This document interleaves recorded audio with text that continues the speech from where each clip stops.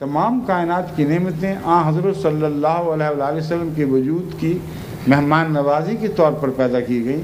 اگر یہ نتیجہ نکالا جائے تو اس میں قطعاً مبالغہ نہیں ہوگا. مگر عمدن چھوڑیں. کیوں چھوڑیں؟ اس لیے کہ ہر نعمت کا بشریت کے درجے کے بڑھنے سے بھی ایک تعلق ہوا کرتا ہے.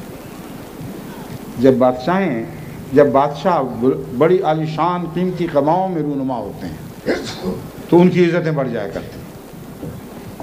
جب اچھی خوراک کھانے والے بہت اعلیٰ درجے کی خوراک استعمال کرتے ہیں، ان کے دسترخوانوں پہ چنی جاتی ہیں، تو ان کے مرتبے بلند ہو جایا کرتے ہیں. یہ حضور کی احتیاط تھی. خدا نے آپ کو اتنا بلند مرتبہ عطا فرمایا تھا جو صحابہ نے اپنی آنکھوں سے دیکھا تھا کہ اگر ذرا بھی بے احتیاطی فرماتے اپنے لباس اوڑھنے بچھونے میں تو آپ کے مرتبے کو بشریت سے بڑھا کر انہیں پتہ نہیں کہاں پہنچا دینا تھا. بے انتہا قربانی کی توحید کی خاطر. آپ جب یہ پڑھتے ہیں کہ حضور صلی اللہ علیہ وسلم ایک دفعہ لیٹے ہوئے تھے تو چٹائی سے آپ کے بدن پر نشان پڑ گئے. جب چٹائی کی بنتی ہوتی ہے آپ کی سارے جلد پر وہ بنتی دکھائی دے رہی ہے. ایک صحابی نے جنہوں نے دیکھا اس نے عرض کیا یا رسول اللہ میں کیا دیکھ رہا ہوں. حضرت عمر کے متعلق روایت ہے کہ آپ نے کہا کہ یا رسول اللہ آپ اور یہ بستر یہ بچھونا. ابن مسعود کی روایت ہے، عبداللہ بن مسعود کی، وہ کہتے ہیں ہم نے عرض کیا، یعنی معلوم ہوتا ہے ایک نہیں دو تین صحابہ تھے جن پر جب ان کو یہ اطلاع ہوئی کہ یہ واقعہ ہوا ہے تو حضور کی خدمت میں حاضر ہوئے اور عرض کیا کیا ہم آپ کے لیے بہت آرام دہ بچھونا نہ بنا دیں؟ فرمایا مجھے دنیا اور اس کے آراموں سے کیا تعلق ہے؟ میں اس دنیا میں اس شتر سوار کی طرح ہوں جو ایک درخت کے نیچے سستانے کے لیے اترا اور پھر شام کے وقت اس کو چھوڑ کر آگے چل پڑا. آرام سے کیا نسبت ہے؟ اس میں ایک مضمون تو وہی ہے جو میں بیان کر چکا ہوں. ایک اور مضمون ہے کہ آپ دنیا کو میں سرسری اور عارضی سی چیز سمجھتے تھے. کبھی کسی شتر سوار کو دیکھا ہے کہ درخت کی چھاؤں سے ہی چمٹ کے بیٹھ رہے اور وہیں کا ہو رہے؟ میں تو عارضی سا ٹھکانہ ہے، درختوں کی چھاؤں تلے تو بعض بات تو زمین پر ہی بیٹھ جاتے ہو، وہیں لیٹ جایا کرتے ہو، وہاں تو چٹائی بھی مہیا نہیں ہوتی. یہ دنیا تو میرے نزدیک ایک عارضی چھاؤں ہے، اس سے زیادہ اس کی کوئی حقیقت نہیں. آج آیا ہوں تو کل اپنے رفیق اعلیٰ کی طرف واپس چلا جاؤں گا. میری ساری نعمتیں اسی کے ساتھ وابستہ ہیں. بس حضرت صلی اللہ علیہ وسلم کے جوابات میں بھی ایک عظیم عجز ہوتا تھا اور عجز کے ساتھ گہرا عرفان تھا جو انسان کو نصیب ہوتا ہے. بس بعض لوگ عجز اختیار کرتے ہیں وہ بھی دکھاوے کی خاطر. بعض لوگ ٹاٹ پہن کر پھرا کرتے تھے اور بعض صوفی تھے جو جھوٹا کھانا فرض سمجھتے تھے. بعض لوگوں کے سامنے وہ محض برا پھانک لیا کرتے تھے کہ ہمیں تو اس سے زیادہ کوئی دلچسپی نہیں. بعض صوفیوں کے متعلق حضرت مسیح علیہ السلام نے بھی لکھا ہے کہ کھانے کے ساتھ تھوڑی سی گندگی بھی ملا لیا کرتے تھے. ہم تو ایسے لوگ ہیں، سب جھوٹ سب مکاری. حضرت صلی اللہ علیہ وسلم کی غربت کے طریق میں بھی ایسی پاکیزگی تھی، ایسی نفاست تھی کہ اس سے زیادہ نفیس انسان کبھی دیکھا نہیں گیا.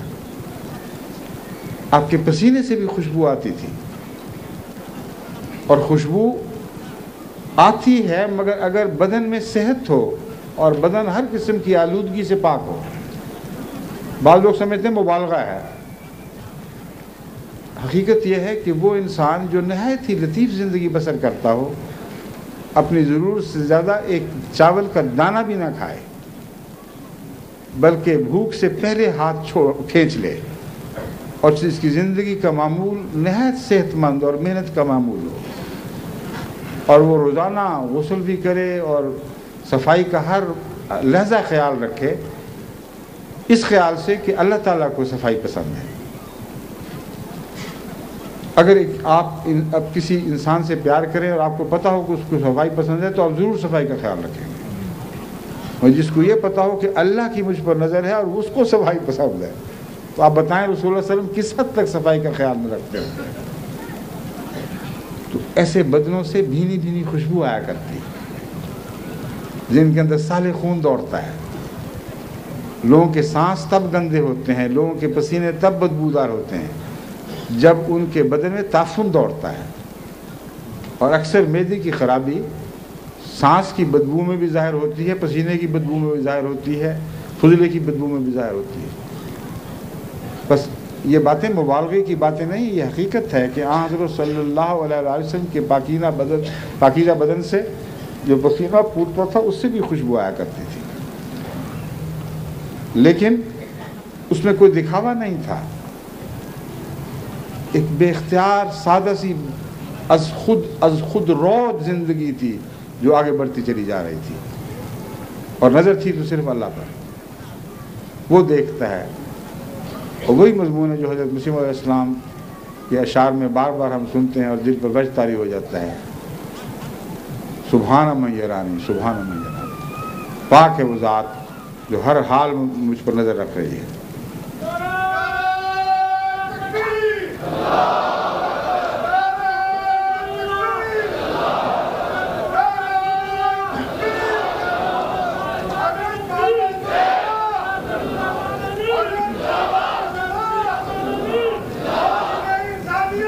حضرت رسول اللہ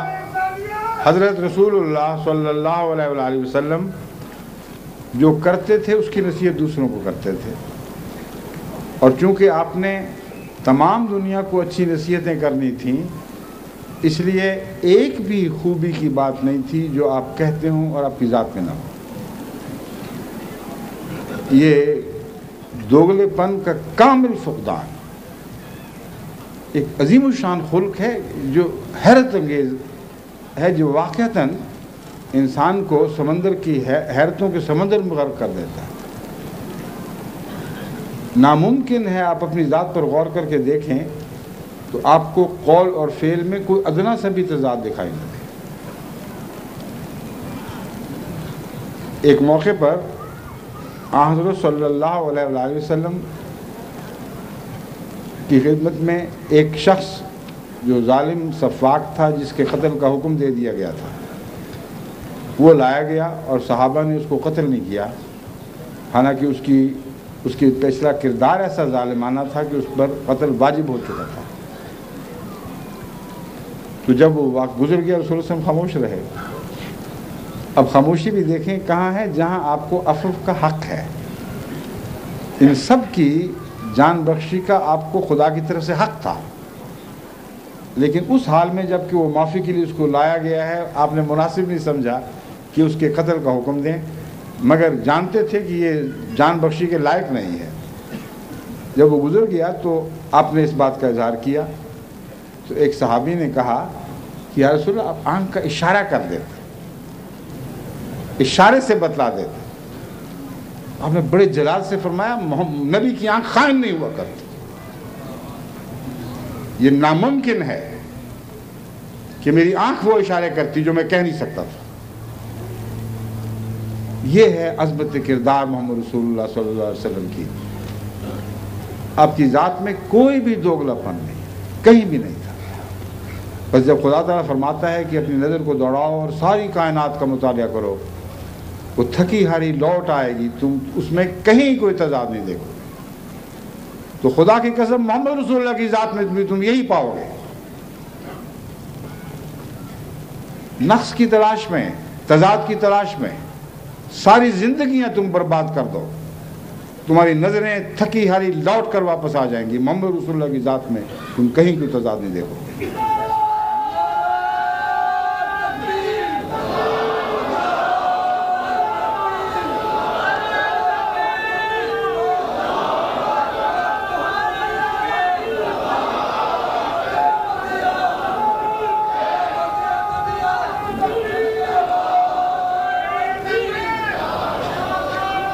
حضور صلی اللہ علیہ وسلم جو کرتے تھے پھر اس کا ارشاد بھی فرماتے تھے